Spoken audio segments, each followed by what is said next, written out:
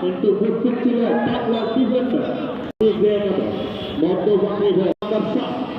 number 5 two number 11 আবারও বাংলা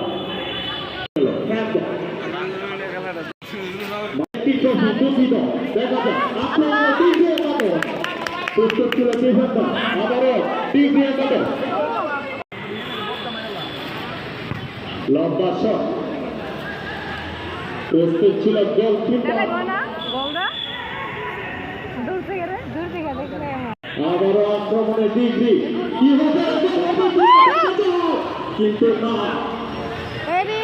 এখনো degree একাদশ